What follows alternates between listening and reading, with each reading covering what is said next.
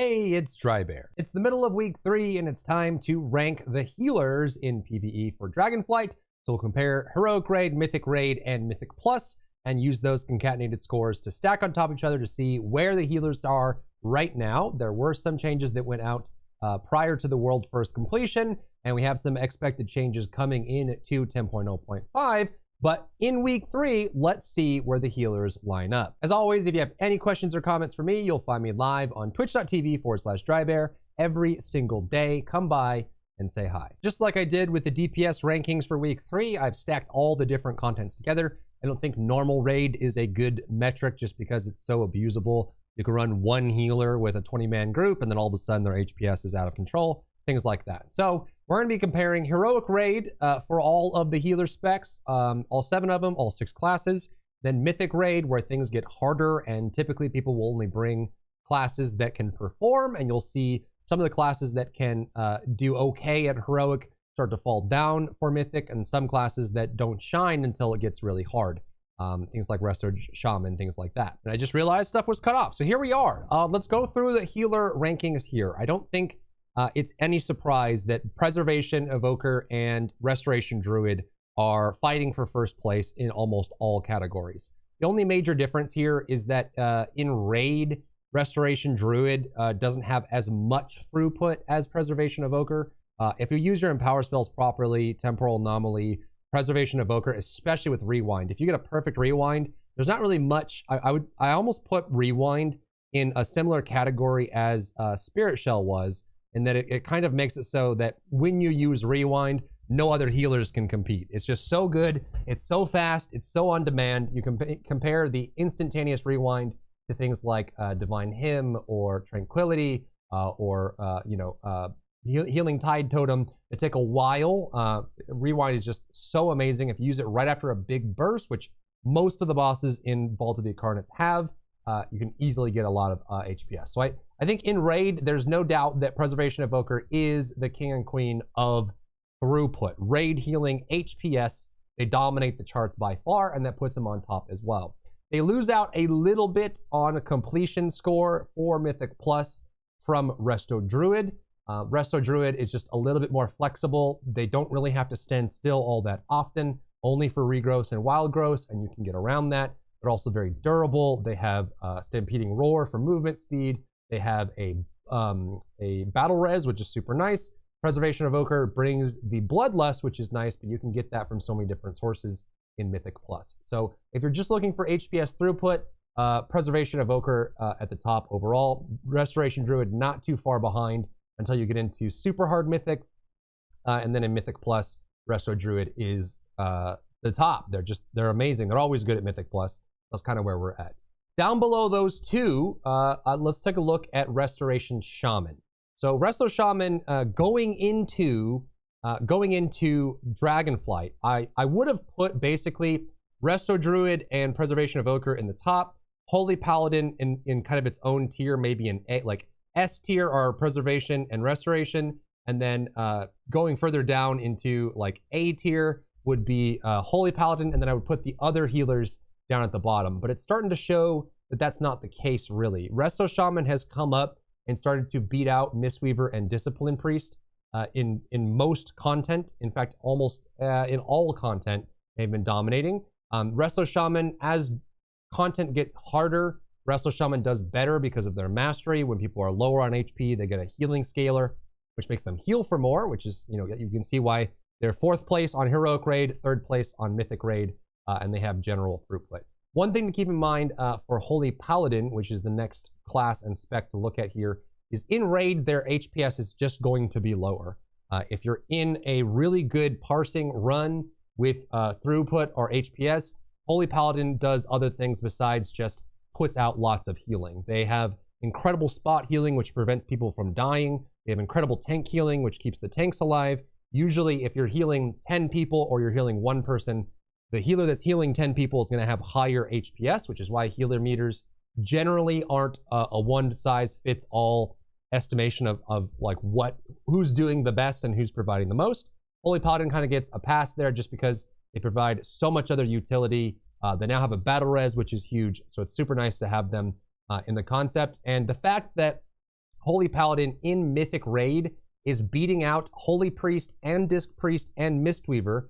Holy and Mistweaver are more raid healers, more throughput healers. So if they're getting out-healed by Holy Paladin Spot Healer, there's a bit of a problem, right? I think throughput-wise, that's just a bit of an issue. On Heroic Raid, Holy Priest is in the 3rd spot. It's a lot easier to make that work. Holy has trouble staying alive in harder content, so they end up dying a lot more, but even then, you can see that they're still kind of struggling against the Holy Paladin as content gets harder. What's shocking about this, though, Holy Priest as the 3rd spot for Mythic Plus. This is usually not the case. Almost always, if you look at the last 5, since Mythic Plus has come out, actually, Holy Priest is usually last or second to last. Their heals are a little more straightforward and direct. You have to run a bunch of haste to be able to heal people up in Crisis. They're very squishy, so they die a lot, especially when there's a lot of crazy affixes and explosions and things going on all the time. So they struggle a lot historically. And then they're just kind of hard to get moving, and they don't have as much damage. That was the past.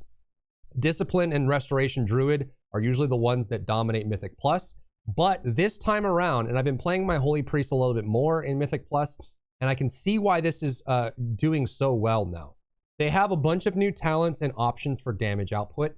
The Empyrean Blaze, they can do multiple Holy Fires. They have tons of really nice controllable damage. They have the new modifier where every time you flash a light, your next Holy Light is faster, it's better, or heal is better. So you actually get a lot of really easy healing, single target healing by switching between your fast heal and your slow mana conservation heal. They have the new Divine Word that allows them to either do more damage or have an AoE ground targeter that does healing, or they can make their single target healing better. They have more survivability, more self-healing, more instant healing, and they also have the new Power Word Life, which is insane. It's almost like having an extra Holy Shock or Word of Glory available. The single target healing from Power Word Life is bonkers in Mythic Plus. So Holy Priest is actually amazing. They do great damage now. They have lots of options. They have good healing single target, and they can keep up. So I would say normally if this was any other expansion, I would be shocked that Holy Priest is doing so well right now in week 3 for Mythic Plus. But after playing mine a bunch, I can tell you it's definitely accurate. They're so good now with the tools that they have available. Holy Paladin slightly below Holy Priest here in Mythic Plus. The reason for this is mostly just because there are situations. I think the most effective Holy Paladin is the melee of Holy Paladin with Crusader Strike. Sometimes it's hard, especially with certain affixes, to get close enough to stack up Holy Power. And then also, whether you're running Beacon of Faith or Beacon of Virtue, it can be kind of hard to, they both have weaknesses, right? If you run Beacon of Faith, you can build Holy Power easier, and you have better single target, but you struggle when 4 or 5 people drop all at once. Beacon of Virtue solves that problem because you can heal 5 people at once with Beacon of Virtue, but then you struggle to build Holy Power as effectively, and it's a little bit harder to pop people up because you're not able to get as much single target because you don't have that extra Beacon of Faith, Beacon of Light booning up a single target to heal. So I think they just have those weak spots. Certain dungeons are going to have make that more glaring than others. But you can see that Holy Paladin, Holy Priest, Preservation Evoker, and Resto Druid are all very close together. They're within like a 1.5 of connection in Mythic Plus. Then there's a steep drop off in Mythic Plus as it goes down to Resto Shaman. And this is something that I had been talking about since Dragonflight started. When I started Dragonflight, a lot of the rankings that we saw online was that like Mistweaver equals Discipline equals Holy Priest equals Resto Shaman. They're all about the same. And it seemed that way in pre-patch and on the launch week. But as I played more and more, the only healer of all of them, all 7 of them that I have been struggling to do keys on is Mistweaver. They're just not as good. I think Discipline has far more tools in their kit than Mistweaver. They have some really nice externals. They have great damage. They can keep up with the party. I think the problem that Discipline suffers from right now, especially in Raid, is they just don't do enough. I honestly think it's just a throughput problem. give them a healing increase, and they'll do just fine with everyone else. I think it's an all-around problem right now with Mistweaver. Even in raid, when you can, I feel like most of the high parses for heroic raid for Mistweaver are just abusing Enveloping Breath. You get a whole bunch of Enveloping Mist on everyone, let it tick, do a bunch of AoEs, run maybe 1- healer on heroic, and you can parse a little higher. But when you go to Mythic raid, you can see that they struggle a lot. They run out of mana. They're always out of mana in Mythic Plus. I'm getting to the point where I just don't enjoy playing my Mistweaver in Mythic Plus as much. I used to main Mistweaver, but they're so rough right now. And you can see that with the score down at the bottom there. Discipline even higher than Mistweaver. And I would say Discipline's not in a great spot either. They just need throughput. They have all the tools. I love the new shadow healing that they have in Disc overall. But just right now, I think Disc and Mistweaver by far are the weakest. The only ones, you can even see on Heroic Raid, Holy Paladin coming under Mistweaver and close to Discipline. Again, Holy Paladin historically has not been a raid healer, so their HPS is going to be lower. So I wouldn't look at that as a one-size-fits-all answer of like, okay, Holy Paladin's worse than Mistweaver in Heroic Raid. No, I think Holy Paladin is always going to be better. You'll always bring one Holy Paladin. Utility is off the charts, and that their HPS is going to be a little bit lower than the raid healers because they provide spot healing and tank healing. But down at the bottom, Mistweaver, Discipline, Heroic Raid, you can get some kind of cheeky parses. And then when you go to Mythic Raid, where it's a lot harder to get cheeky parses, especially now when people are still full, first time clearing it, Mistweaver and Discipline are about the same down at the bottom. And then Mistweaver falls off even harder on Mythic Plus. I also think on top of the mana issue that Mistweaver has in Mythic Plus, I think they also have a problem where I think the most effective Mistweaver right now is Fist Weaving. And even better than that is your improved Phaline, to stay on your Phaline Stomp. There's some affixes that force you off of it. Sometimes you can't be near the mobs to stack up and use up your ancient teachings and to heal everyone. So I think they struggle a lot in that aspect. But for the most part, this is where I would say this is pretty accurate. The only thing that I would look at here on the right side, the chart on the right, I would swap Resto Shaman and Holy Paladin, and maybe even Holy Priest and Holy Paladin. But I think Resto Shaman is just a little bit over Holy Paladin in the aggregate, just because they have slightly higher HPS. But I would say that a Holy Paladin is far more effective. So if I were to rank these, I would put Preservation for week 3. I would put Preservation Evoker and Resto Druid in S tier. I would put probably Holy Priest and Holy Paladin in A tier. And then I would put maybe Resto Shaman, maybe the bottom of A or top of B, and then Mistweaver, Discipline Priest would be, let's just put them in B, and Resto Shaman would be in A tier with Holy Priest and Holy Paladin. That's kind of where we're at. I think you get those 3 tiers out of it. That's where the healers are right now. Again, there's some big changes coming to 10.0.5. Mistweaver is getting the bottom right corner of their talent tree completely reworked.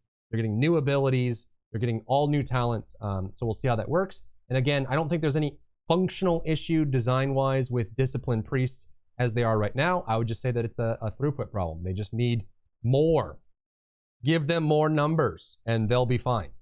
So that's an easy fix, I think, from a balance perspective. But this is where we're at in week 3. Let me know what you think. Is this what you expected? Is this what you are seeing in your heroic raids, mythic raids, or mythic plus? Has this helped you make a decision, or has this brought to light some things that were kind of shocking to you? Let me know down below. Of course, if you have any questions or comments for me, you'll find me live on twitch.tv/Drybear every single day. I'll see you in the next one. If you enjoyed yourself today, leave a like down below. You can support me and my work on Patreon and view Patreon exclusive content, link in the description. Thank you so much for tuning in, and I'll see you in the next one.